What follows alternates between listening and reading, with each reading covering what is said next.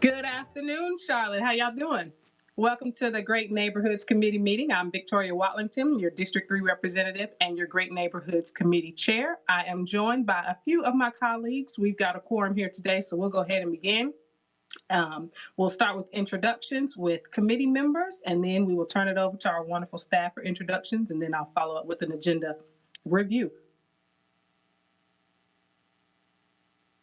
I see I've got a few committee members. We can start. I see Mr. Newton on the screen. We'll begin with him. Good afternoon, everyone. Matt Newton, committee member. Good afternoon. This is Renee Johnson, committee member. Thank you so much. As I mentioned, we've got our wonderful City of Charlotte staff. We'll start with introductions in the room with Mr. Sean Heath. Hello, good afternoon. Sean Heath, Housing and Neighborhood Services. Hi, Warren Wooten, Housing and Neighborhood Services. Donata Jackson, Office of Constituent Services. And online, we're joined by some city staff members. We'll start with Mr. Pettin. Hey, good afternoon, everybody. Dave Pettin, rezoning manager. Happy to be joining you today.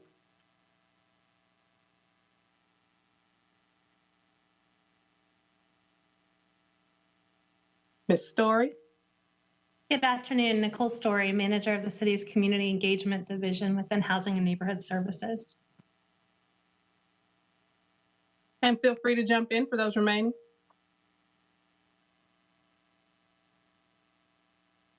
Anna Schloinis, City Attorney's Office. Hello.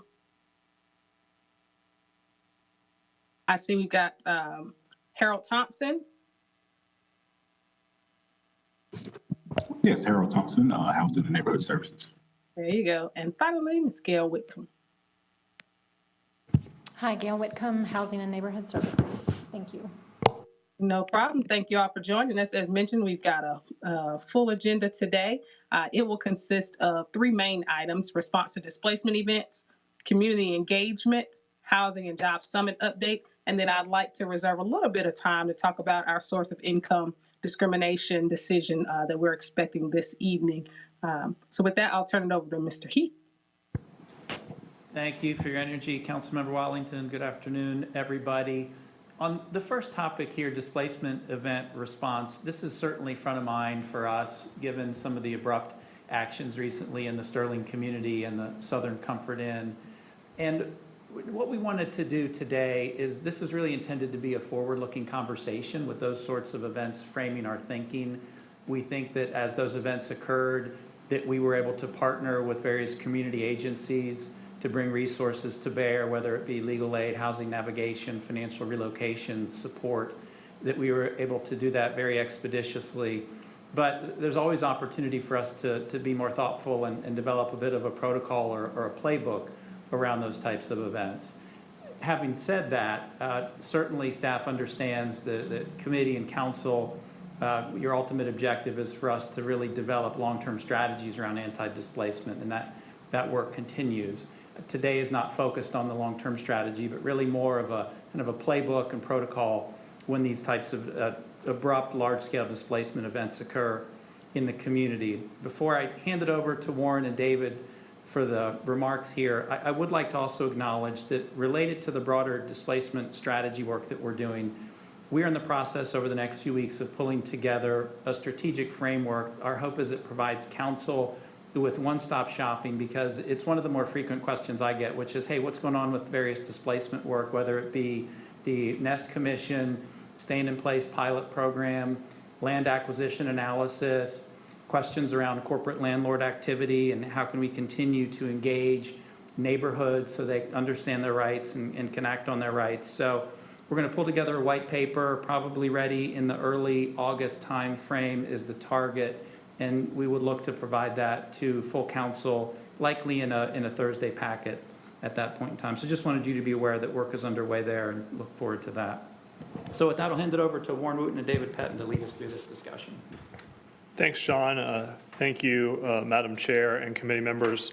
Really important topic, having come out of working with the community closely around Southern Comfort Inn and around the Sterling community. So some positive results there, but we definitely need to do some thinking around how we take the work that we've done together with our partners and turn it into a cohesive and regimented response, because, you know, we're being realistic that these types of events we expect may happen more frequently as we go into the future. And can I get the first slide, just the title slide, please?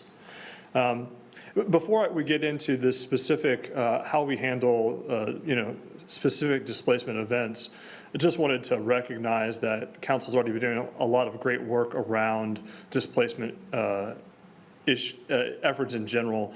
So your current programming, the work that we do with the homeless response community, the work that you've done with collaboration with Dream Key and the county around the RAMP CLT and the millions of dollars that have gone out during the pandemic, have done a significant amount to stabilize households in their current housing, and I believe is largely responsible for not seeing more of these events that we've seen happen.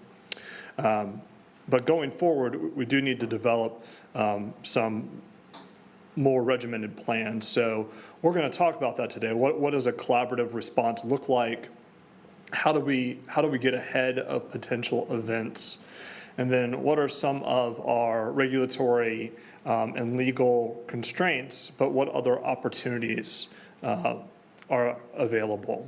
And I just want to recognize that Dave's on the line, and he's going to be, with planning, he's going to be helping with this presentation. So let's go to the next slide.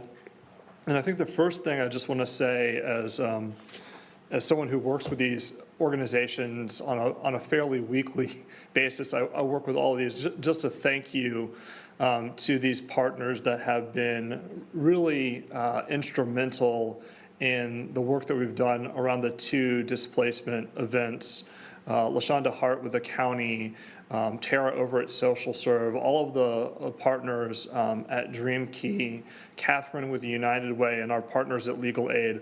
All of these organizations have stepped up in a major way and have made some really good things happen. So just to highlight one of those things, from the conversations that have happened around the events in the Sterling community, several of those households not only have been relocated, but they're now going through Dream Key's homeownership program and are looking to become future homeowners. So that's just one of the kind of the silver linings that came out of that situation. And so this group and city staff have been talking, next slide. In what so we've come together and we've just really partnered very well, but in a very organic way of how do we handle each of these situations that we've been dealing with.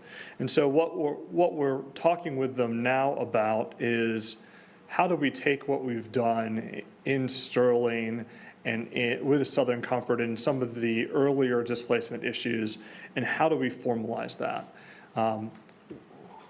Who are the specific roles and responsibilities going to be? Who's going to take lead when certain issues arise?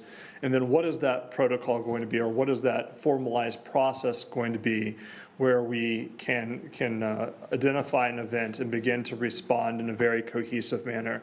So that's part of the work that's going to go forward in terms of a collaborative response is developing a protocol around displacement events so that council can add that to their affordable housing toolbox as one of the additional tools that we have for our affordable housing needs in our community. That will also include really talking with the partners about what types of properties do we need to keep an eye out for, how can we get some early warning, and then what institutes us triggering that, and then what will the funding look like with those types of responses. A lot of programs that you have right now that are funded through our regular process, we've been using those tools in these specific situations for great effect. Next slide, please. So we also recognize that it's not just putting together a program, putting together a protocol to respond to events, is how do we get ahead? Largely, we've had to be reactive in these situations. We didn't know that they were happening, and so we had to quickly put together a team and respond to these events. What are some ways that we can put together a early warning system, for lack of a better word, into identifying where possible events might happen and being ready and engaging with those transactions and those buyers and sellers prior to the event actually taking place.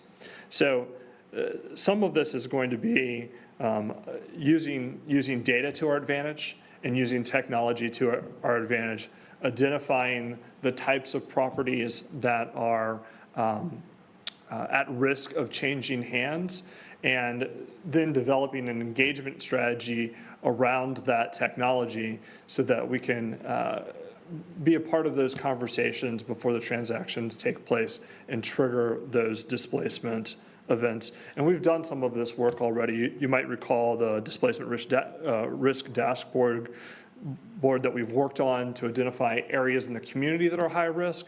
This is going to a more granular scale of how can we identify properties, multifamily properties, hotels, sets of rental houses, and be able to actively engage with those landlords prior to transfers being completed. Next slide. So as we do this work, we also need to recognize that there are some legal constraints and there are some regulatory constraints around this work. So one of those constraints is that the displacement that happened typically involves a relationship between a tenant and a landlord. And tenant-landlord relationships are governed by law, and there are certain rights under those relationships that the city can't really intervene with, and they have to go through a legal process because we don't have a jurisdiction to intervene. So that's being a constraint, but we do have some great partners. So the CRC, Willie's group, a great partner, and have stepped in on several occasions to help us with these tricky landlord-tenant issues. And then, as we've seen several times, Legal Aid has been a great partner. They have been active in both of our most recent displacement events and have been on site assisting those households work through what their legal rights are and to ensure that they're provided all of the protections that are allowed by law. The city also is constrained because of this, that we have no oversight of private land transactions. So in the issue in Sterling, that was a private land sale that the city had no prior involvement with. And so we had no way to know what was going on there until after the transfer took place. That's one of the areas that we're hoping that technology can come in and help us, is identifying ways that we can use our technological resources to identify those transactions more quickly.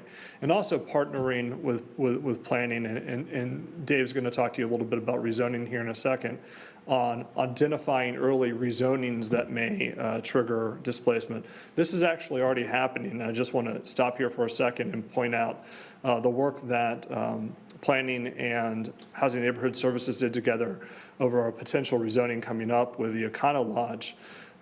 This was identified by planning early as a potential rezoning that could cause a displacement issue. And then the Housing Neighborhood Services team, led by Mr. Heath, reached out to the parties involved there to understand more about that transaction, understand what was being planned, and how we could partner with them to mitigate any displacement if it were to occur. The good news on that one was we've identified that as a low risk of displacement, that we're not expecting displacement in that particular situation. But it's an example. It's of the type of process that we want to build going forward to better mitigate these things in a proactive way, using that automated technology and working with our city departments. And then finally, on this slide, the city is not allowed to require landlords to register their properties, which makes it difficult for us to monitor changes in management, changes in ownership, and what might be going on in those situations. So that's why community partners like AME Zion Church over in the Sterling community are critical to this work, because they really are the eyes on the ground, and they can let us know about potential transfers happening before we are aware. So continuing to build our network of those grassroots partners who let us know when these events are happening so that we can step in. Next slide, please. Great. And I'm going to turn this over to Dave Pettin with planning to talk through some of the opportunities and constraints from the planning side through the rezonings. Great, thanks, Warren. Just everyone's aware, I think, on the call for rezoning process, we do have opportunities within that for resident notification. We've highlighted just kind of 2 steps throughout the process where we do provide that. In the first instance, that's about a 3-month or 4-month lead time courtesy notice that we provide. Those are initiated, that they started from a council policy to send those out. As soon as an application gets submitted, it becomes active in our system. About 2 weeks or so after that process begins, we send out a courtesy notice that goes out to all adjacent property owners, as well as property owners within 300 feet of the property, just giving them a heads up that, hey, if something's been submitted, gives some potential timelines for when that public hearing can be held and other key dates for that process.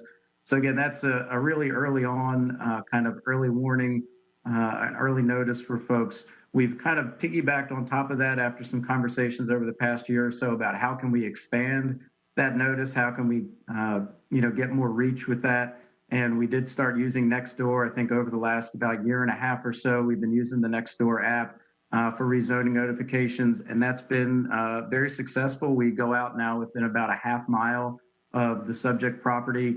I'll say I've seen some mailing lists where physical mail may only capture 30, 35 people, but Nextdoor captures over 1,000, registered users in those neighborhoods around the rezoning. So the net that we're casting on those courtesy notices is far wider than it was prior to just sending out our mailed notices. We do have another step in the process where we provide that notification. This one is just via mail, and that's for the public hearing, letting folks know, hey, the date's been set. This is how you sign up to speak, et cetera. And so those are only mailed out at that point. They go out again to properties adjacent, properties within 300 feet. And so those are the mail policies that we've got. And those are both set again by council policy as far as the distance that we capture with those. State law is just adjacent property. So, if we just went by the state law, we would only mail those properties that either touch the property or right across the street from it. So council policy is larger and does exceed those state law requirements. We do post signs. Of course, we have the legal ad in the newspaper. If it's a conditional plan, which we'll talk a little bit about later, we know we have those community meetings. We're going to expand those community meeting requirements even into conventionals under the UDO. So any rezoning will have some general community meeting that's required with it. So I think that's going to be a big change that we'll see as well. So we're providing some of those notices, like I said, but there's definitely some constraints, and we see some opportunities where we can continue to improve, particularly with the focus on what we're talking about here today with concerns about any displacement events. So if we can go to the next slide, we'll get into some of that. So as we've mentioned, those mailed notices do only go out to the owners that are listed on Mecklenburg County tax information. So it doesn't capture tenants of non-occupied or non-owner occupied properties, whether that be a single family house or a multifamily unit. Also business owners, if they're just, leasing the space from a property owner, that property owner gets the letter, but the non-owner occupied user does not get that letter. So that's an area where we are constrained, but again, there's probably some opportunities in there to work from that and make some changes and some improvements. So one of that is to explore options to send a mailed notice to both the listed owner that's on the tax record that would have to get that letter. Also, just send it to the physical address and just, doesn't have to list a person's name, just put the address on there and send the same letter to the actual physical address of the property. We still would need to look into some of that and define the parameters. Do we do it at a building level versus individual units? That could get cumbersome if we did it for, let's say, an apartment building that had 40, different units in that. That could get a little bit of a challenge. So we need to work through that a little bit and kind of define, again, some of those parameters about how we delve into that a little bit and also evaluate some of the resource needs. I will say one of the reasons we went to Nextdoor to expand our reach on the courtesy notices was in an effort to offset the increase in costs and resources it would take to send out physical letters in that same half-mile radius. So that's been successful doing it digitally. Something like this, we may need to evaluate the resource needs. It may not be as effective. There may not be as much of a digital option, but I think we do have some opportunity to talk about some subscription-based notifications. That could be a situation where residents do opt into an automated notification, based on their geography or a selected geography. That's something I think we're continuing to explore and we're going to have some ongoing dialogues with. I know we talked really early on with HNS about that as we prepared for this conversation. So I think that's certainly something we see that could present itself as an opportunity to, again, expand those notifications, let folks know what's going on in their community so they have that awareness and they can prepare and make any outreach or ask any questions, that may come up as a part of a rezoning or an ongoing development in their community. So one more slide, please. So again, I think one of the other opportunities we see is to strengthen that engagement with the H&S staff in the rezoning process. We just talked a little bit about the rezoning that was for, I believe, a motel or hotel down on South Tryon, I believe. And we worked together to evaluate the risk involved with displacement in that. I think we see other opportunities to expand that and improve upon that. You know, as we get rezoning applications in, or even have pre-submittal meetings about projects that could have that type of outcome, it's going to be important for us to engage H&S staff early and often on those, so we can work through that, not just with our own internal groups, but also with the potential applicant, with the folks that may be impacted by it. So I think there's another, opportunity for us to continue to strengthen that staff engagement through the rezoning process, to partner and evaluate some of these projects and petitions that could have that risk for displacement. So we have the type of zoning districts in there that are allowed by statute. Of course, we know the conditional district is the one that we see most commonly. That's where we do get some opportunities to negotiate and work with the petitioner to have some outcomes that could help to mitigate some of those impacts, whether they be displacement, whether they be impacts to adjacent properties. But that conditional district and that conditional option does kind of offer us some of those opportunities to have that dialogue and work some things into the petitions that could again mitigate some of those impacts. And then of course the conventional districts are just those that are straightforward. They don't have any conditions associated with them. It's just building and developing out a site by right under the set zoning standards that are in the ordinances. So those will continue to be the districts that we have even going forward with the UDO. Again, I think we'll see some conventional districts will have that requirement for community meetings. So hopefully that will also get people engaged early and often in the process. But I think we see, we know there's constraints with our mailing list and our mailing notices.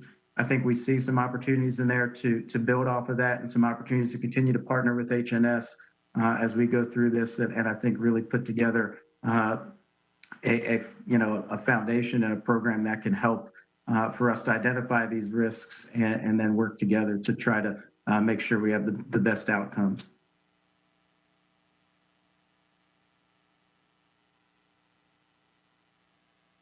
And I think, Warren, that's where I turn it back over to y'all to close us out.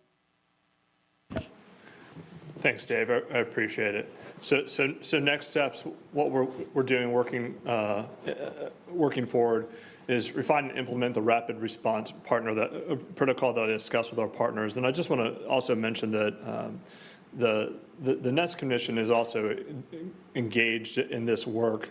This is definitely in their wheelhouse, and will be part of this work as we move it forward.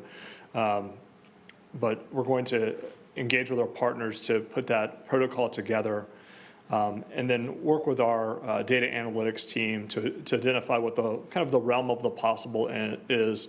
What levels of granularity can we do on monitoring? How do we identify what is at risk? And then what kind of protocols can we put in place to identify when properties that may cause displacement might change hand?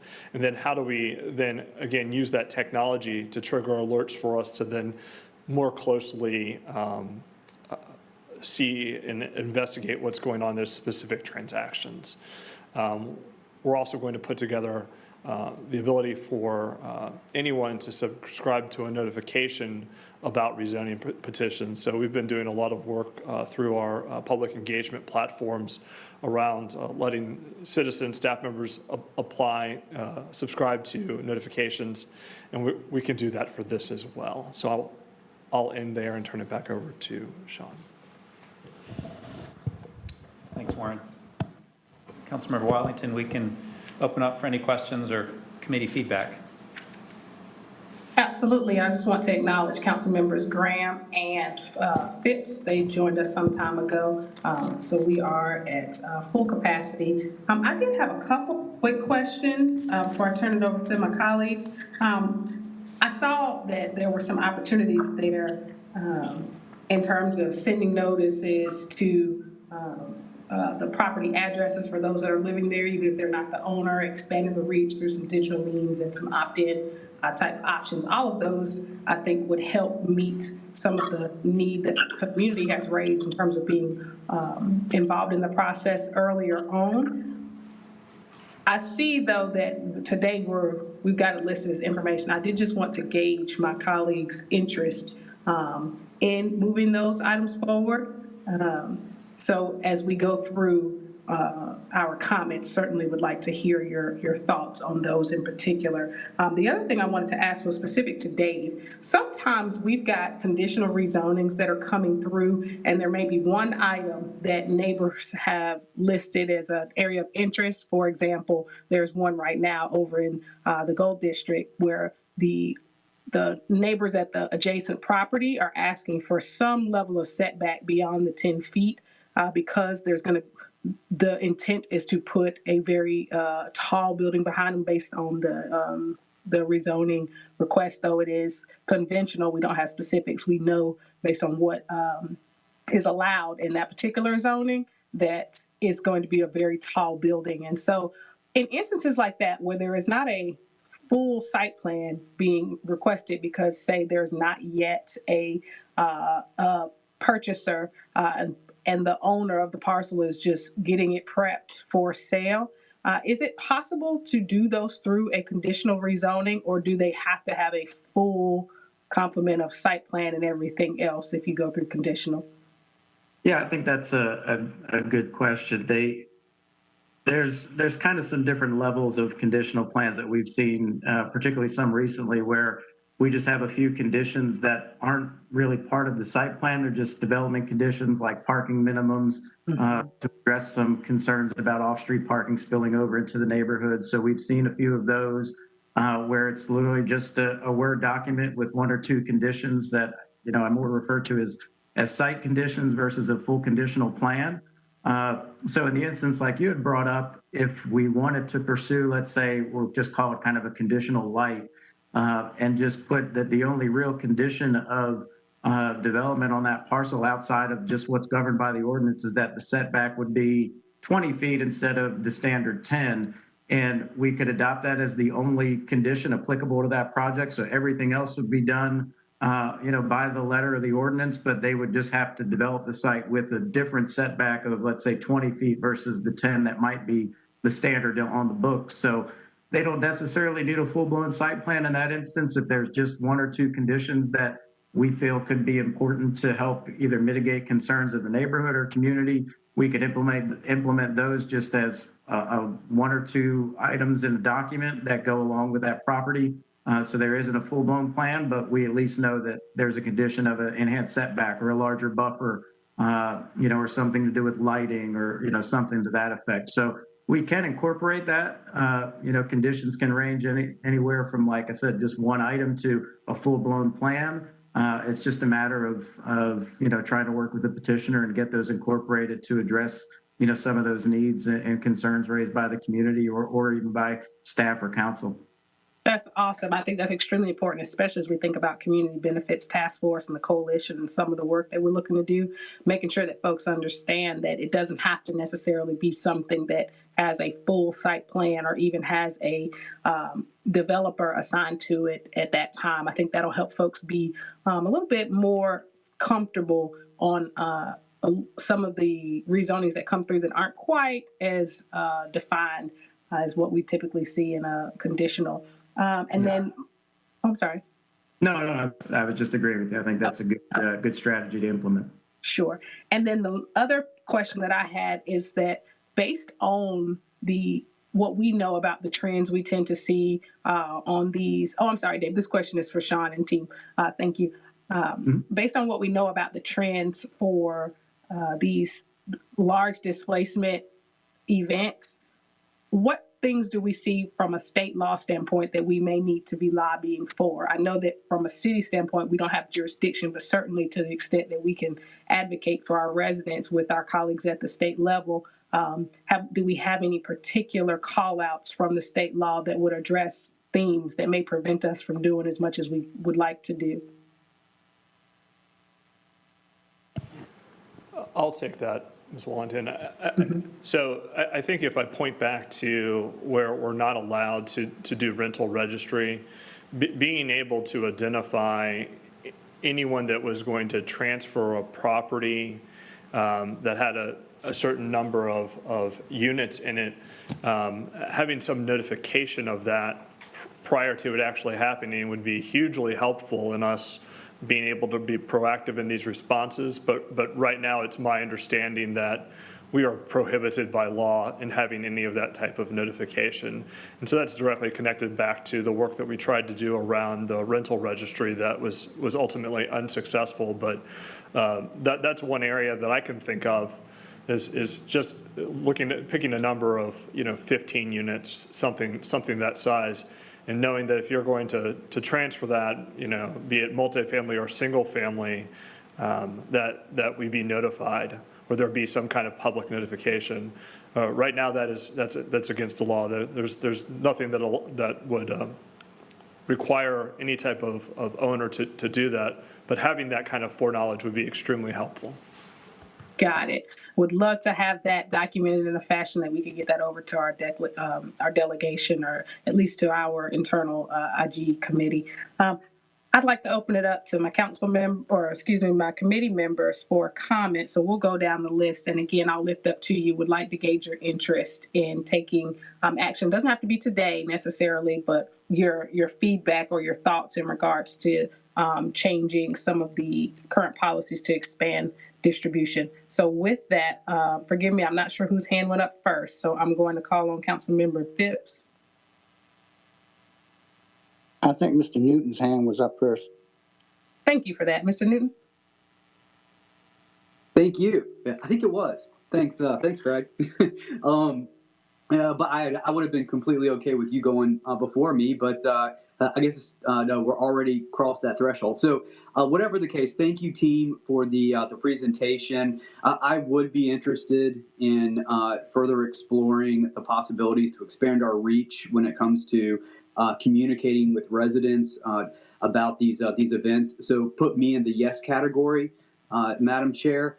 I was very happy to hear you address that specific issue, Dave. So the issue regarding notification of owners and how that doesn't necessarily extend to the renters within these properties. And I do feel like, so to your point, Warren, I do appreciate you bringing it up that we're going to want to be more proactive. I would love to see what our reach is with the subscriptions to notifications. But I think just realistically and just instinctively, I feel like that might not go far enough, and we're not going to capture the numbers of people that we would want to notify, the numbers of people that I feel like we believe are entitled to that notification. I completely get that our hands are tied in as much as the rental registry is concerned, possibly as much as costs are concerned. But maybe there are other avenues or ways in which we can reach that greater scope of renters, the people that really are subject to the displacement due to these events. I don't know if that's maybe canvassing or some other creative mode, working with some of our community partners and organizations, but I would be interested in further exploring that. And once again, put me in that yes category, Madam Chair. I'm completely behind your idea. My question really regards the the rezoning process, and how through that process we really are connecting with residents. And I guess I'm wondering how this will be impacted by the 2040 comp plan. Under the plan, I believe that we're going to see fewer rezoning petitions. To the extent that we have rezoning petitions, we will certainly see fewer conditional types of rezoning petitions.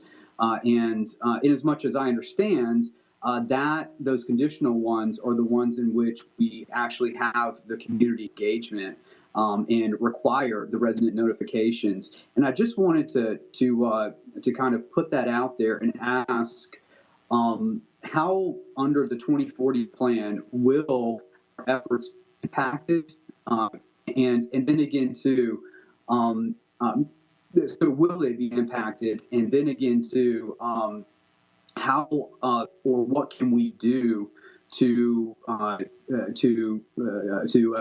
prevent that, prevent any sort of negative impacts? Understanding that we want to make sure that we notify the community and create community engagement when we can perceive or get out ahead of these events as they're, before they occur. Thank you for that. I think the biggest thing that we're probably going to see, like you mentioned, is potentially a shift from less conditional plans to more conventional plans. And at some point, I think we'll probably see a volume of petitions start to decrease. I think there's a couple of things involved in that. I think it's going to take a little bit of time for that transition to occur. I think as we get further along in the community area planning process that we delve into later this year and get through some of those alignment zonings that then take the current zoning and align it to the area plan, we'll still continue to see some rezonings until we go through that process of getting things better aligned with some of the things in the policy map, particularly those outcomes in those community area plans that we're going to take on here shortly in the coming months. So I think it's still going to be a little bit until we start to see that volume decrease. I think one of the things we noticed and wanted to anticipate is if we do see a decrease in conditional plans, which I think give us the most value in terms of community engagement, that's where we stepped in and decided that we wanted to try to implement community meeting requirements, even for our conventional rezonings. So that way, at least there's a dialogue that has to occur. It may not be as detailed in the conditional plan process because they may, not have a fully baked idea of what they'd like to do, but they know all the things that are possible that could be done under that conventional district. So that could start the dialogue, and then we may hear from that community and say, hey, we're okay with the project overall, but like Ms. Wallington mentioned earlier, we just want to see a different setback here because we think it should be a little bit further back from our property lines so we can maybe implement one or two conditions that could help to offset some of those concerns. So I think we're going to start to see a little bit of a trend shift in the level of detail. Maybe we'll see long-term on some of those conditional plans, and they may just be what the intended outcome is, which is just conditions to mitigate impacts versus, the kind of detailed plans that we see now. But I think overall, what we're going to probably, go through is, we'll see less potential rezonings. But I think as we go through that community area planning process as well, that's going to help to engage folks to understand what some of those outcomes are. And I think what's going to be critical is when we then go through any alignment process is that engagement and that community notice on that side, which will be fairly robust because we're going to be, the ones leading that effort on the planning side. That's where that engagement's really going to be critical throughout both of those processes. So everybody understands, A, what the desired outcomes are, and then B, how we're going to get there through a potential alignment zoning, and then C, what those outcomes, could potentially be and understand what some of the risks are, and then how we move forward accordingly through that. So I think you're correct in saying we might see that volume decrease long term, but again, I think putting in that conventional requirement for community meetings is also kind of trying to stay ahead of that, so we make sure we engage regardless of the zoning type request that comes in. So I think that's kind of the direction things will trend in. But the engagement throughout those area planning process and the alignment process is going to be, really critical through all that also. It sounds like the council can create exceptions from a general standpoint, knowing that we are looking at now trying to get ahead of these events by specifically identifying properties that are susceptible or most susceptible to them. Could we go that extra yard and create exceptions specifically for the properties we identify? And I don't know if that's something that you would know right off the top of your head, Dave. I mean, I'm really looking at it more from, or asking from kind of a legal standpoint, understanding that state law really limits us in many ways. Would that be one additional way in which we would be limited by state law, or would state law not limit that, allowing us to create exceptions for these specifically identified properties? So I'm not sure about how the statutes would translate to any kind of specific conditions on the property that wouldn't get imposed through some kind of legislative action by council, which would be some type of zoning decision. But I think what's important in that conversation is if we have those key properties and key areas identified, through the efforts that we're talking about today and get, a good understanding of where they are and what kind of challenges we may face if we start to see projects in that area or on that property specifically, it gives us a little bit more advance notice to understand how to handle that one and maybe look at it through a little bit of a different lens than we might just for a greenfield project that may not be creating any challenges for displacement or other, concerns that we might have. So I think just the identification process of those properties, of those areas in general, is a great step forward for us to stay out in front of it. If there's other tools that we can start to implement and use that, could put on some different exceptions or conditions on some things, I think, those would have to be a little bit further explored to understand what the challenges or constraints may be there. But I think just having them identified gives us a great advantage in staying out in front of a lot of that and creating some of those partnerships and efforts to make sure that we don't just look at it through, the standard lens of a rezoning, that there's a little bit more at play, and we need to be a little bit more, calculated in how we proceed forward with it.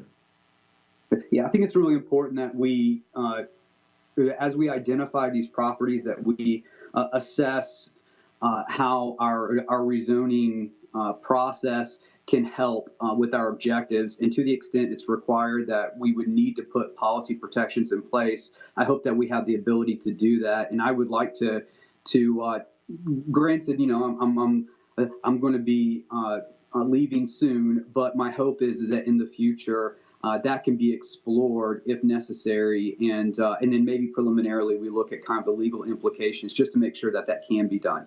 That's all I have. Thank you, Madam Chair. Sure thing. Councilmember Phipps. Yes.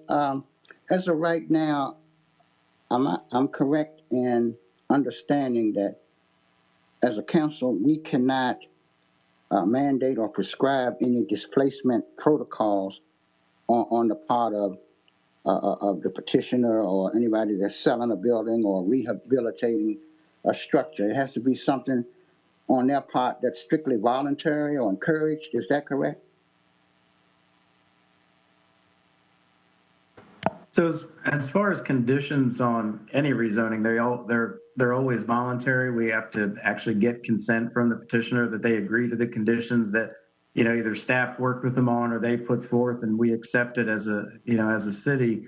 Be done would have to be at their discretion. Certainly there's a lot of encouragement that goes on for, things to be carried into a conditional plan from staff's end or even from council's conversations with the petitioner. So, but any of those have to be voluntary.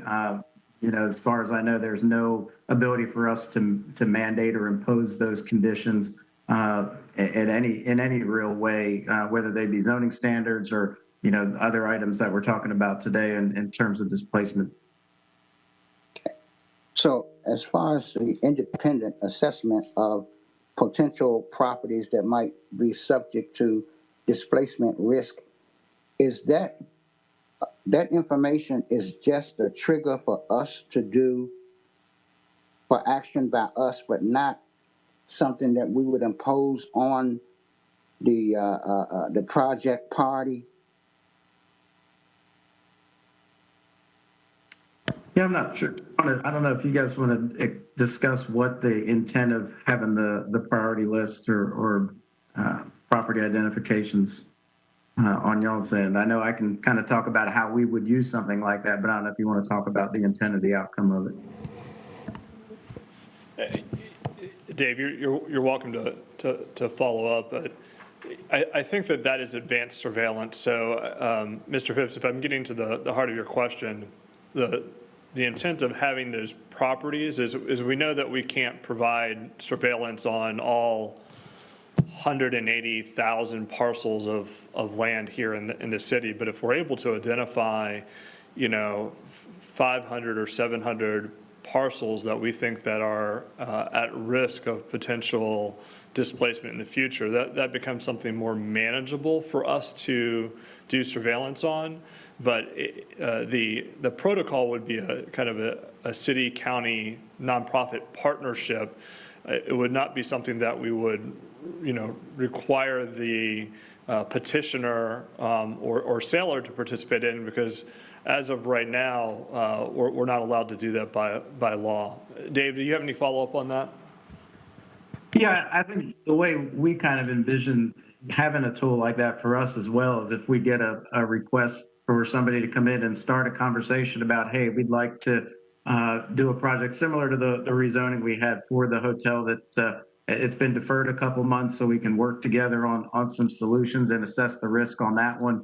But if we have that advance notice, like I said, we can kind of get a heads up early on. And if we get a request for a property that shows up in that list or that database, we can say, hey, we know that there's going to be some elevated concerns potentially with this. We can partner earlier and often with H&S on those and really work together to kind of have a strategy going on that may be behind the scenes and outside of the rezoning process itself. It may not ever show up as an outcome in the rezoning process, but we know we'll feel better about going through that process and making some final decisions on any zoning change to that property, so long as we feel like we've worked through all the other aspects of risk displacement and understanding what that looks like before it would come to any kind of decision where that action of a rezoning would have that impact without us having taken any steps to try to mitigate or offset it. Thank you.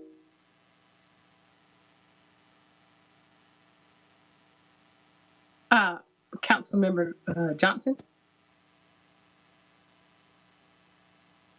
Thank you, Madam Chair.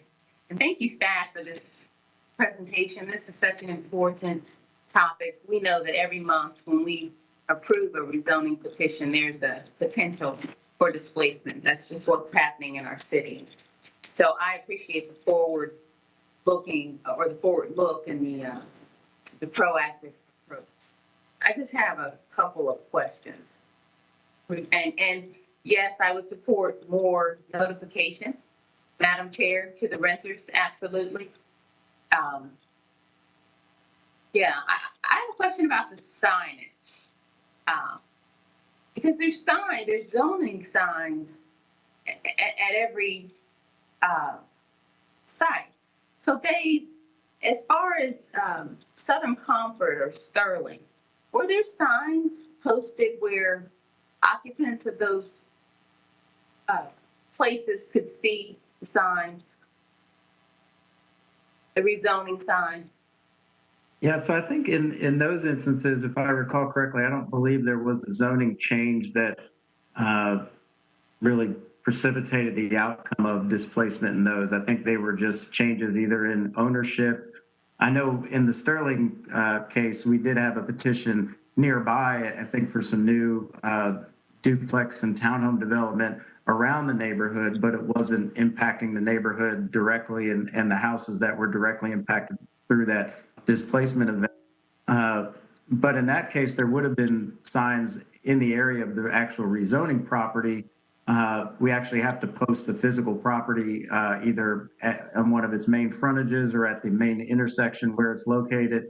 But unless, the property itself where the folks were displaced in that Sterling community or at the Southern Comfort Hotel, I don't think neither one was the outcome of a rezoning decision, but there were, in the Sterling incident, like I said, there was a rezoning nearby that folks may have gotten a notice on, but they also may not, because if they were, like we said earlier, if they were just tenants, then that would have gone to the owner who may not have, conveyed that same information about a rezoning nearby. So we wouldn't have had that, idea to ask any questions. So, but in terms of signage, we do just post like the physical location of the property. We don't put it around the neighborhood that it's in. The statute is specific about saying it's got to go on the actual property that's being rezoned.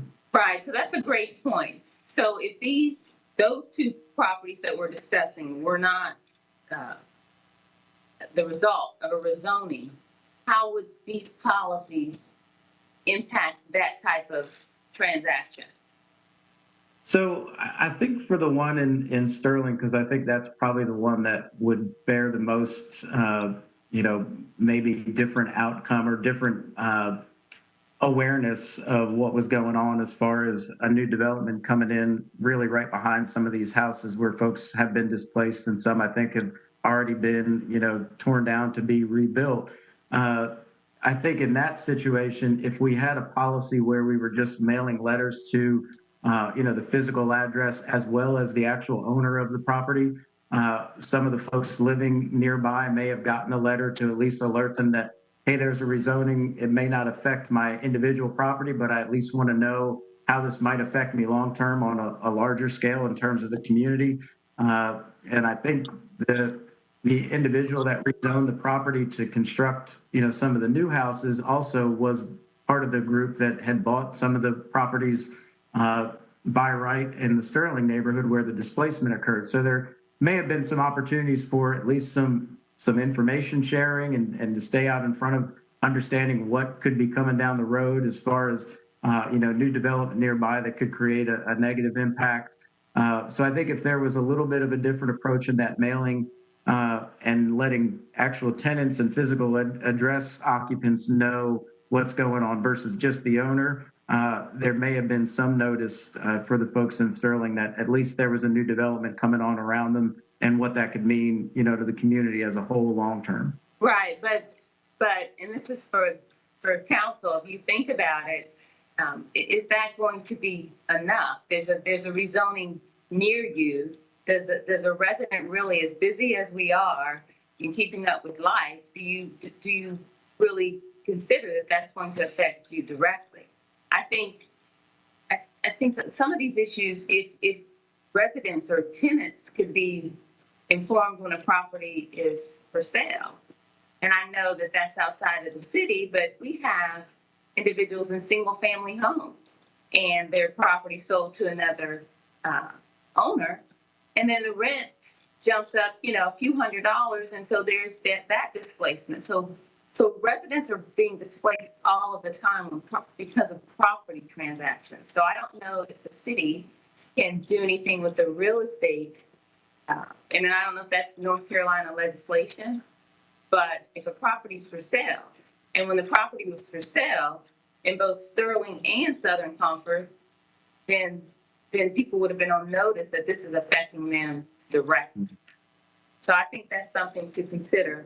Also, with properties are being rezoned, the signage, if the signage was, I don't know, maybe more clear, I don't know if there's a way to make the signage more clear, like this is a rezoning, this transaction may affect current occupants, or current tenants, or something. It's so complicated. Our processes are very complicated. And if we could just, as far as community engagement, if we can make things more just simple and just more clear, until we educate enough people that if you see this yellow and blue sign, this is what this could mean. If we could just make the signage more clear for those transactions that are being rezoned.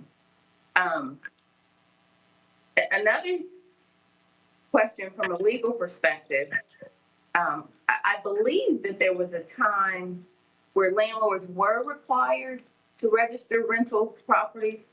Can someone give me some history on that? I thought that there, or you guys were, or we were looking at that, and then it was unsuccessful. That was what was said today. So can someone give me some history on that? I'll take that. Go ahead. So Ms. Johnson, unfortunately, there was a time when we could do that. And I've been here long enough that the years run together just a little bit for me. So let's say sometime in the last decade, the legislature took issue with it and actually specifically passed legislation that prohibits a local government from instituting a rental registration program. And originally it was something that had been desired by CMPD to try to be able to reach responsible managers when there were issues with crime on a property. But, and I know this from the code side, it was something that we thought would also be helpful with minimum housing and non-residential building code. But as I said, the legislature actually passed a specific legislation that prohibits that now. Okay, so maybe when we get the summary, if we could just have that information and that code, that ordinance number or the statute. Thank you. Yeah, it's a statute. We'll Okay. find that for you. Thanks. And then someone also mentioned that that we've already worked with the Econo Lodge, and the parties involved were contacted, and it was determined that it was a low risk for displacement. Who were those parties? Did we include the hotel occupants in that process? Hey, Councilmember Johnson, it's Sean Heath. And this is something that's still ongoing, so I don't want to, overstate what has been done. I've had some conversations with some folks, and we've gathered some intel. On the front end, we really wanted to get a sense for to what degree are there long-term residents in this particular hotel. To contrast it with Southern Comfort Inn, for example, just the sort of thing that Warren alluded to in one of his previous slides is us knowing, which hotels in the city are really housing, essentially, right? And this particular Econo Lodge, it's our understanding that there's a relatively low, very low percentage of individuals that are using the hotel for long-term residence purposes. So we don't have a full analysis around it yet. We haven't engaged in community conversations, but we've reached out to the developer. We've reached out to other community partners. We want to learn more. And fundamentally, we want to be in a position where we as a community are not caught flat-footed as this moves forward. Okay, thank you. And then, is this framework something we're looking at as a part of the UDO process? Implementing the anti-displacement policies in the UDO or in the overall plan? Not that I'm aware of. No, it just wouldn't be anything that would be codified in the UDO.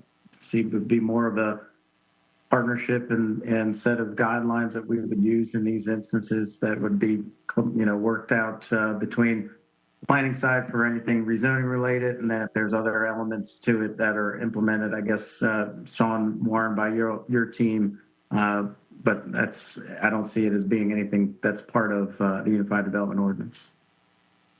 Outside of just the notice requirements for rezoning submittals and things like that, but the other elements of this would not be part of it, as far as I know. Okay, that's all the questions I have now. Thank you. All right, thank you. We are at 2:00. We've got 30 minutes as a process check. So I know there are 2 items left on the agenda. We've got community engagement with a focus on youth civic engagement as a follow-up from one of our previous meetings. And then we've got our Housing and Job Summit update as well. Does anyone have a particular preference which one we cover right now?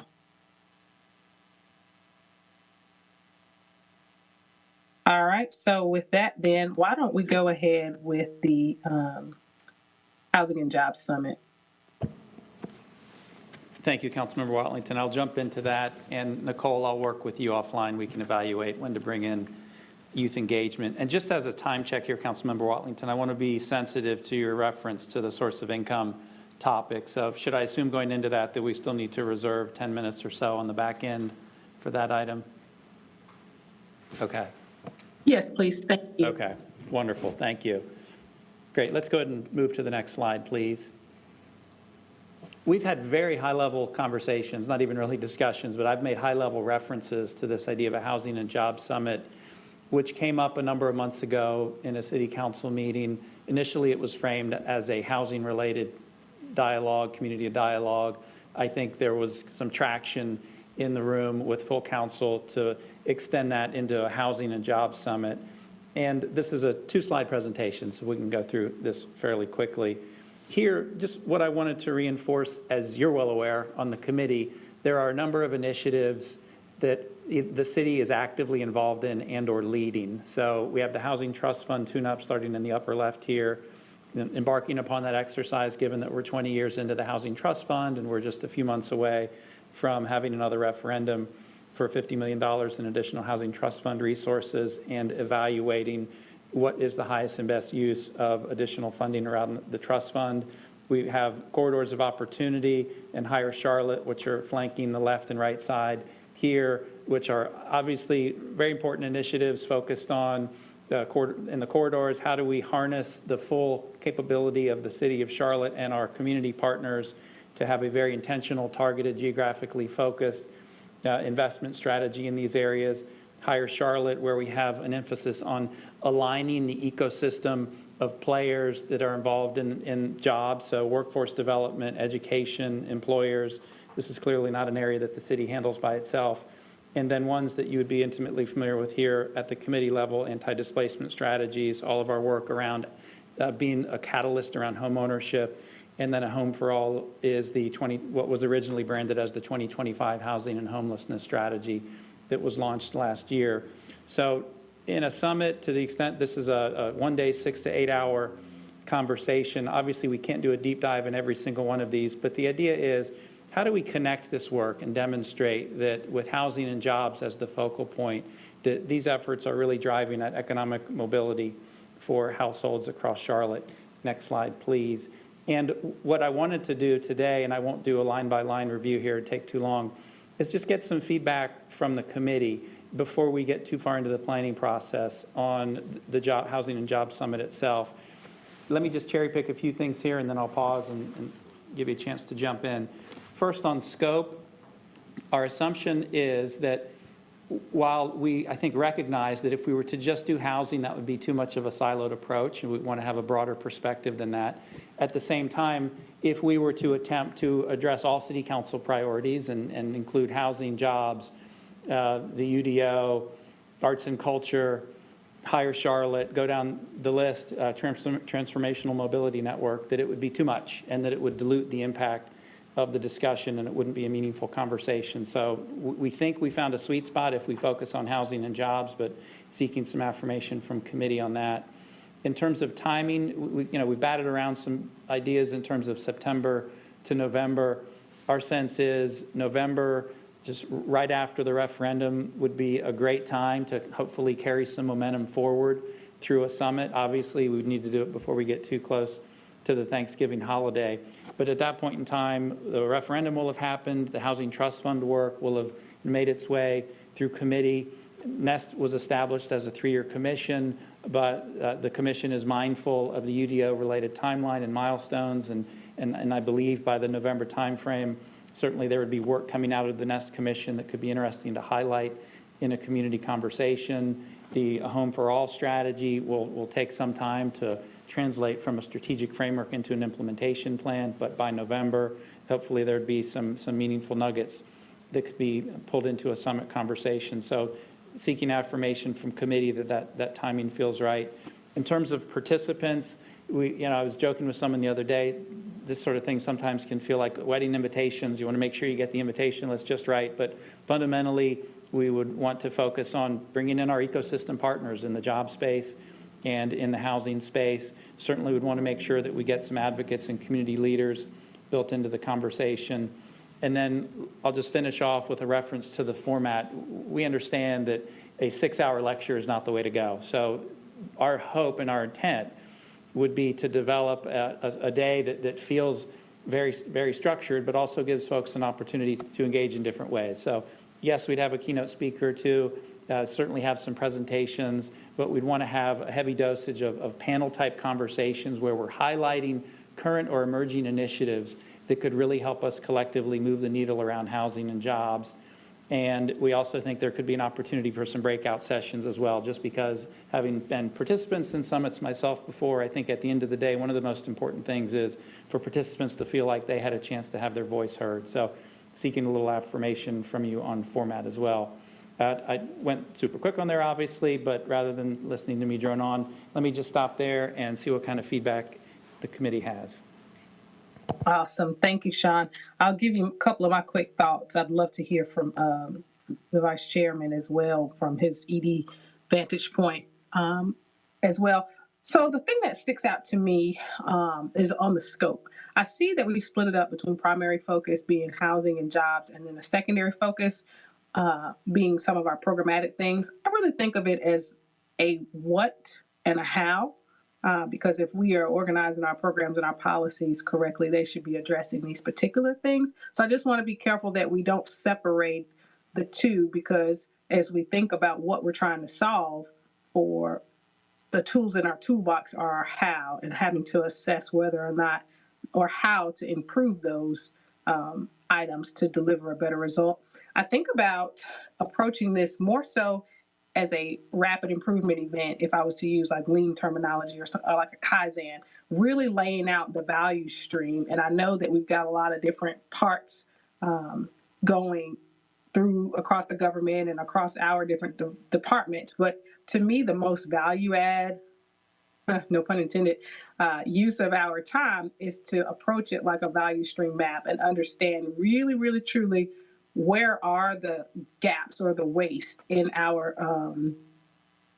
processes. Where are we having too much processing time, or where are we underutilizing our resources, whether that's in the budget or in our staff resources. We've got more capacity than we have usage type things.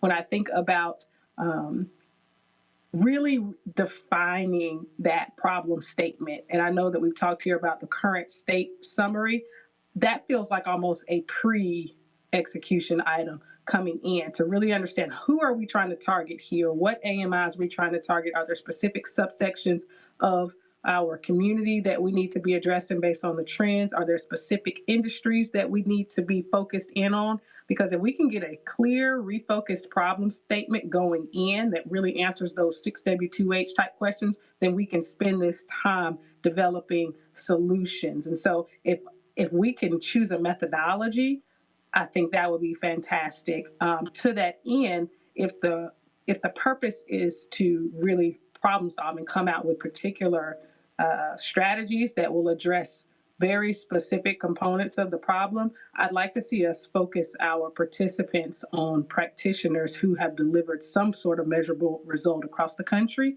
And those, I'll stop there. Those are my thoughts. I don't see any hands up, but if I'll chime in right quickly. Okay, fantastic. I tend to agree with that assessment as well. It's understanding where we are from my perspective and where we're going, what tools that we have in our tool chest that needs to be sharpened or needs to be laid to rest, or what's missing, right? Both in terms of achieving goals related to affordable housing and jobs. So it's just a wellness check and how we go into this. And I've had a conversation with Sean. I think it's really important in terms of we understand what we're doing, why we're doing it, and what we're going to get to. One practical example for me would be the bond referendum itself. Certainly, we're going to have one again, I guess in 2024, 25, I'm not sure. But is $50 million the right amount, right? And so hopefully, as a result of that, we'll do a needs assessment of what are the needs we have in the community to help build projects quicker. Do we need any more land? How would we utilize dollars if hypothetically there was a $150 million bond campaign for affordable housing? How would we utilize those dollars and having the community help us brainstorm in terms of how we move forward with a scenario like that, for an example? Thank you, Vice Chairman Graham. I see Ms. Johnson wanting to weigh in. Yes, thank you. I would just add, if we could add information session on how to get started in affordable housing development. I've had several developers ask the question, and they would on how to get started, and they would be interested in building more affordable housing. They just need to know what tools are available. So I see the same players as a part of the in the forum. But if we could give information so that there's opportunities to increase the players in this area, I think that will be very helpful and impactful in the outcome and the inventory that we have in the city. Thank you, Fitz.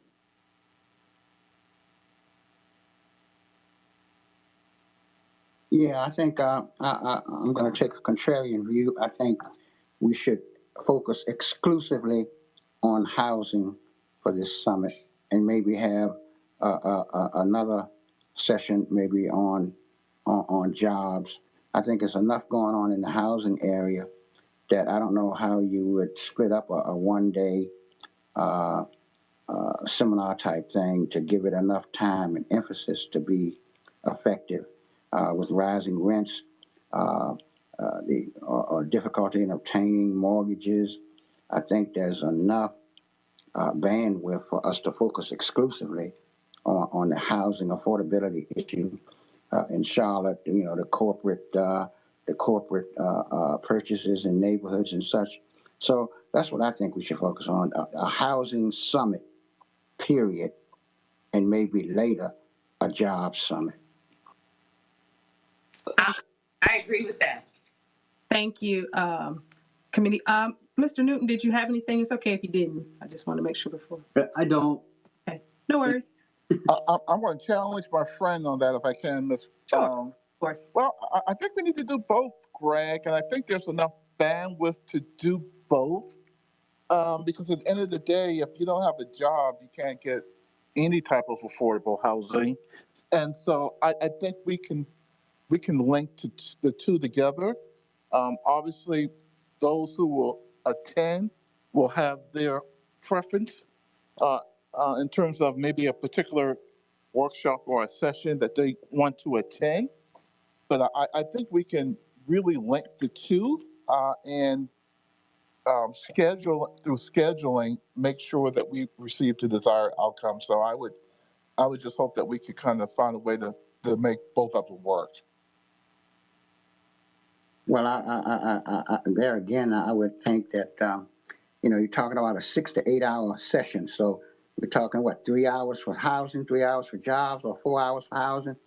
I really don't think that, that it really gives each area enough of a discussion to be truly effective.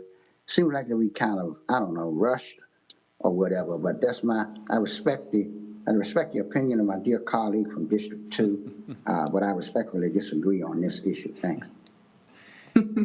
Thank y'all. I will circle back on that because I think we all can acknowledge that 8 hours is a limited amount of time. I think, though, that if we go back to this idea of how do we prepare for this summit and get very targeted about what it is that we want to solve for, I think that we can address both, because I do think some of the highest impact items do come together, jobs and housing, because you think about it, the more money you have, the more likely you are to be able to get a loan, right?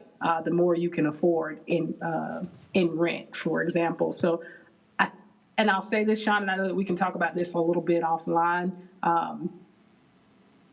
I would like to suggest that as we think about facilitators for this event, that we really engage the university and we engage their public policy program. I would suggest that we engage the systems engineering program, or even outside of the university, someone that is well-versed in a particular methodology. I'll use Lean Six Sigma as an example, but the Lean Six Sigma Black Belt, somebody who is able to facilitate a very targeted problem-solving approach, and that we engage them now so that the preparation can be laid, so that when we go into this 8-hour session, where everybody's clear about what problem we're trying to solve, we have some idea of the impact associated with it, and we can create actionable steps. So to the extent that we can set ourselves up for success, trying to take a small bite out of a big problem in a one-day event, I would really, really like us to dive in on the methodology side. So again, whether it's through the university or whether it's through an external consultant, would like to see us reach out to some facilitators that can help us lay that groundwork going in.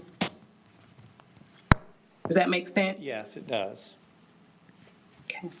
I concur with that as well. So, okay.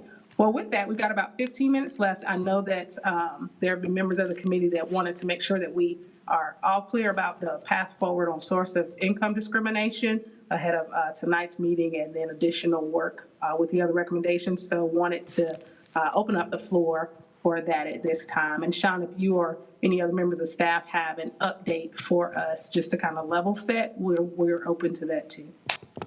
Yes, I think I'd be happy to jump right in if I may. Okay. And I'll hone in on what I think is the fundamental question on the table. And once I do that, if I've missed the mark, tell me, we can redirect.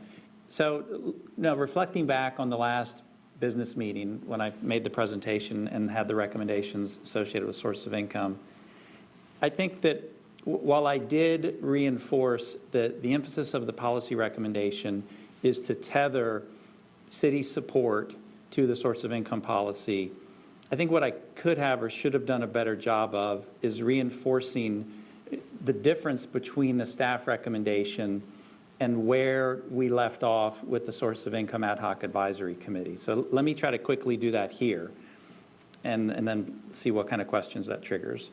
So the way the policy is written and what's currently in the RCA proposed for tonight, the emphasis, and I'm talking specifically about TIGs, because the tax increment grants is where I think, we've got a multifaceted project. Everyone, I think, would agree there are a lot of nuances with these. So the question is, how does the policy apply to TIGs? So let me take a stab at it and tell you kind of why we ended up where we did, and then let folks react. So the way the policy contemplates TIGs is that the source of income protection would be applicable to the master developer. So to the extent that the master developer is advancing affordable and or market rate housing as part of the overall project, the source of income policy would apply. If the master developer were to bid out market rate housing, the market rate housing component of the overall project, for example, the policy recommendation at this point is that the source of income protection would not apply to the third party. And this harkens back to some of the conversations that we had at the committee meeting, and then also more recently at the last business meeting when Todd DeLong provided some perspective. So the staff recommendation focuses on how can we balance interests across these players, and in part ensure that we're preserving flexibility associated with negotiations on the TIGs. I've had a number of conversations with folks over the last 3 days about this. So I guess that's just a long-winded way of me wanting to acknowledge, because last time I said transparency was so important, that the staff recommendation essentially is saying that there should be a carve-out for the third parties in the TIGs where the source of income policy is not applicable. But I'm acknowledging that if we were to have the source of income ad hoc advisory committee in the room right now, that they would say, well, Sean, I don't think that's consistent with what we recommended. So clearly, council sets policy, not staff. So, but I wanted to be real clear with kind of where we left off last time and where I could have done a better job of articulating what the recommendation is and what it isn't. So I'll pause there. All right. Councilmember Newton's hand. Yes, so I don't know if you answered this, Sean, but maybe you did and I missed it, but why would that exception be included? What's the reasoning behind not including these third parties under our source of income discrimination policy when it applies to TIG? Yep, so the rationale, and I think part of it maybe is how I was getting hung up in maybe some distinctions between direct benefits or indirect benefits. But I think the why was, the thinking was that the policy should apply to the entity with which we have the partnership agreement in place, which would be the master developer in this scenario. So if the master developer bids out the market rate housing and then a third party does the market rate housing, we start to get into the hypotheticals. What if there are 3 instances of noncompliance where the third party developer did not adhere to the source of income protection, and that triggers a reimbursement of the incentive, the TIG associated incentive, back to the city. The master developer would be accountable or responsible for that because that's who we have the partnership agreement with. Whereas it's the third party developer that has the compliance requirement. So there's a distinction in who wears the risk associated with the reimbursement of the TIG and who is responsible for compliance with the source of income protection. I guess I'm still confused by it all because I feel like we are talking about giving money to developers under a master developer agreement and TIG, and I feel like we're able to place conditions upon that, and it would be within the master developer's control to regulate the third parties in their contracts. And to the extent they don't, I'm just a little confused as to why we wouldn't hold them responsible. Where maybe if they don't, well then that recipient of the TIG would have to themselves take on that obligation. I feel like that would be kind of a clear legal understanding that would be, how can I put this, that makes sense and would be reasonable. So I'm a little confused by that. I mean, to be clear, I feel like, I'm on board with moving forward with the SOID protections that we will be presented with, but I guess this is one more way in which I feel like we're falling a bit short and where we could take a step further on this, and I'm still very confused at why we wouldn't extend that to create those protections in these TIG agreements to extend that to third parties.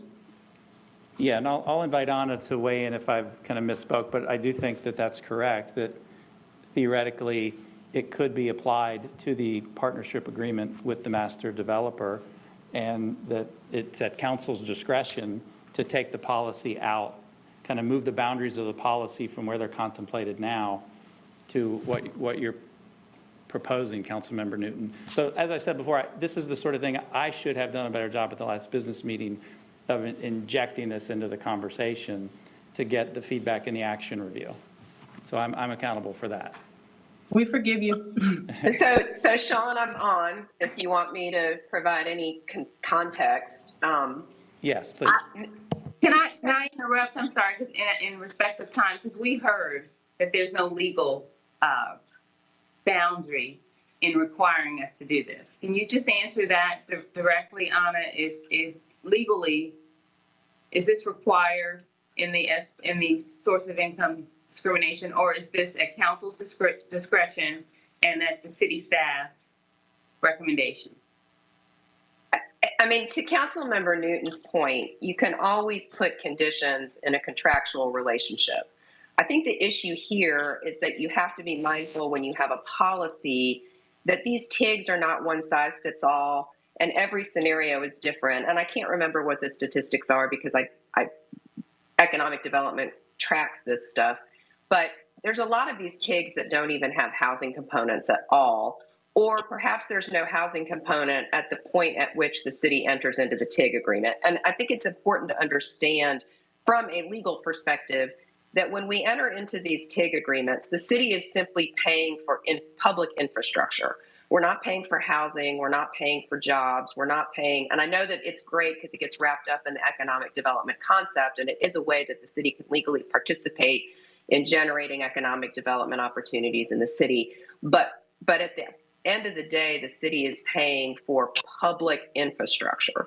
We're not paying for housing. And so I think where staff is coming from is that the policy is broad enough to allow us to try to negotiate those kinds of continuing obligations, regardless of whether it's the first developer or a later developer who does the housing. Whereas if you put it specifically in the policy, it may actually end up making the policy a little less usable and a little more burdensome as we try to apply it to these projects moving forward. Does that make sense? Sean, was that helpful or did I muddy the waters too much? No, I appreciate that perspective. Mr. Phipps, is your hand up for this item or was it left up? No, it's up. So I'm just trying to see, are we trying to mitigate unintended consequences that could evolve from our approving this provision in the TIG structure? Because I look at it as even if the master agreeer or whatever agreement partner assigns a third party, the third party aren't they really getting the advantage of the TIG also? I mean, the project wouldn't be there but for the TIG, right? I mean, to the extent that you would have one related to housing. So, Well, but we don't have TIGs related to housing. The TIG is always for public infrastructure. so with the public, like the streets around the affordable housing piece or whatever, or the market rate piece, is that infrastructure that we would the TIG would handle? Possibly. Again, each tax increment grant covers different infrastructure. So yes, in general, the public infrastructure will be supportive of the overall TIG district development, but the city's money, and occasionally the developer with whom the city contracts does assign the payment rights to another developer, in which case the policy would continue to apply because there would be an assignment of the TIG agreement. The scenario I think that we're talking about here is a situation where developer A gets the tax increment grant, continues to receive the grant from the city, even though that developer is not the developer of any housing on the site. And so the idea would be that the only way that the city could get to the developer of the housing would be for the TIG recipient to put that into a contract with the developer of the housing. And that is just, it's cumbersome and it's difficult to monitor. It's certainly legally permissible, but it's getting in the details for projects that we don't even know what they'll actually look like. So the policy as currently recommended by staff certainly provides for the flexibility as the city is negotiating with a recipient of a tax increment grant for public infrastructure to require them to contractually obligate any of their other partners to adhere to the policy. But it doesn't give the city the direct line to those other partners. I know the devil's always in the details, right, Mr. Phipps? Oh, yeah. So it sounds like that. I don't know. You know, that's what I'm talking about, unintended consequences. I don't know to the extent that we really thought through this aspect of it yet, what kind of potential requirements that it could entail. But it's in staff's recommended policy. That's what we're voting on tonight. Well, so if I might make a quick analogy for the benefit of the members. Just because it's 2:30, I want to be respectful of folks' time. Is everybody okay if we stay on a little bit longer to finish this discussion, or do people have to drop? I'm okay. I'm okay. All right, go ahead. I'm sorry about that. Yeah, no problem. So again, let me sort of go back to tax increment grants 101. The tax increment grant is really just a reimbursement mechanism for public infrastructure. But as you all know from some of the TIGs that you've approved in the last couple of years, those often have a component of affordable housing in them because that's something that the city's been able to negotiate as part of the tax increment grant deal. So similarly, there would be nothing that would stop the city from trying to negotiate application of this source of income discrimination policy, not just with the direct recipient of the tax increment grant, but require the direct recipient of the tax increment grant to try to negotiate that in any future partnerships that they do. So there's opportunities for it to be for it to extend, but the direct applicability would be with the recipient of the tax increment grant. Does that clarify at all? So it's simply saying we can always negotiate something, and there's nothing about the policy that prevents the city from trying to negotiate, whether we're negotiating affordable housing as part of a tax increment grant, or whether we're negotiating that the recipient would negotiate application of the policy with its partners. So you indicated that the ad hoc committee, they have some pushback over this provision. Well, I think, Mr. Phipps, I'm just acknowledging that, the ad hoc committee didn't get into a level of discussion around master developer and developers A, B, C, and D. But, when I reflect back on the conversations, I was in all the conversations, and when I talked to individuals directly involved in the ad hoc committee work, I'm, making the assessment that the ad hoc committee believes the intent of the recommendation that they delivered is that it would be applicable to all developments in a TIG project, be it the master developer or a third-party developer. So I'm just simply acknowledging that I believe was the intent of the ad hoc committee. There's nothing in the ad hoc committee, report or documentation that gets into this level of granularity. Right. Okay. Thank you. I want to make sure, and I hate to rehash because I know that Anna has said it. Is it possible, if it has not already, forgive me, I'm catching up from vacation, is it possible to just get a side-by-side comparison of the original recommendation language versus the staff recommendation language, the impact to the bottom line as far as what we're trying to achieve here, and make a quick example of how it would be executed? Is it possible to get that for reference for us for this evening? Because I just want to make sure that for those that are not in the committee and also those of us that are on it, that we're crystal clear about how does the difference impact our intent. So I don't know that the ad hoc committee's recommendation was actually as specific as the policy that's being presented tonight was. I think the policy has more meat on its bones than the recommendation from the ad hoc committee. That's okay, as long as it's side by side. This is what was recommended. This is what's being proposed by staff. This is the effective impact of the difference. I understand the point, Councilmember Watlington. Yes, that we can certainly have a slide tonight that has the side by side. And then I think it's just really, it becomes a question of interpretation, because even the proposed policy itself doesn't currently, the language that you'll see tonight, get as explicit as the conversation that we just had. But this is the right conversation.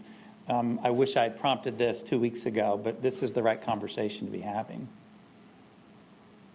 Okay. All right. Do we have any other comments from any other committee before we close?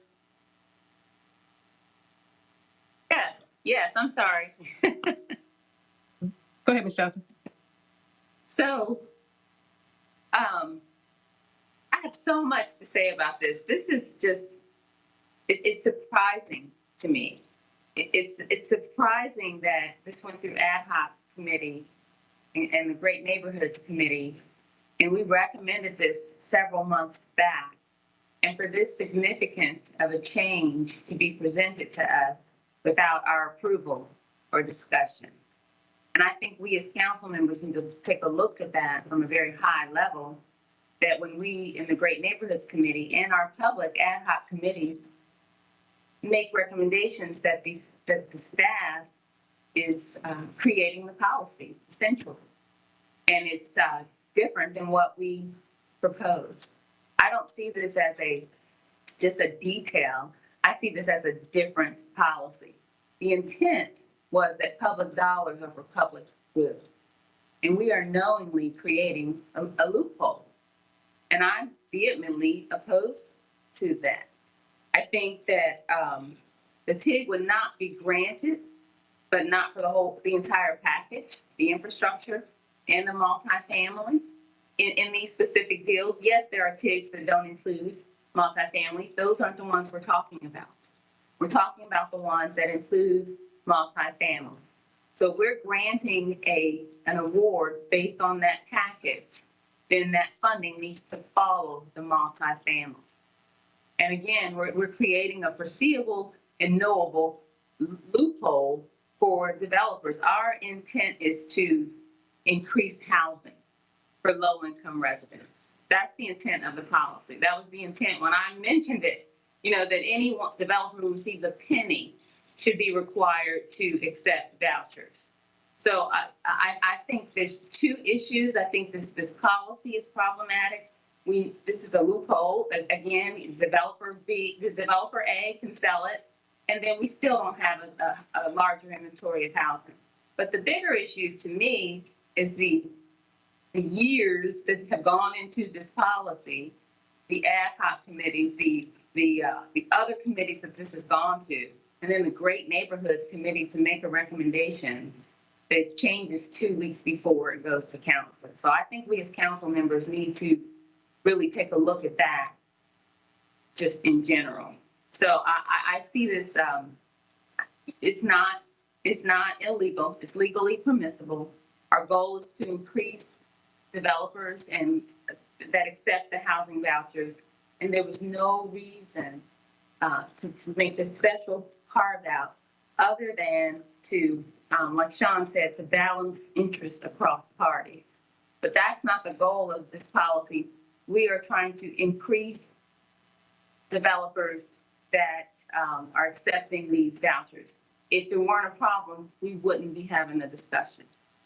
So I think if they were willing to accept it, we would not be having this discussion. There wouldn't have been all these committees. So I think we need to be very, very careful in what we approve tonight.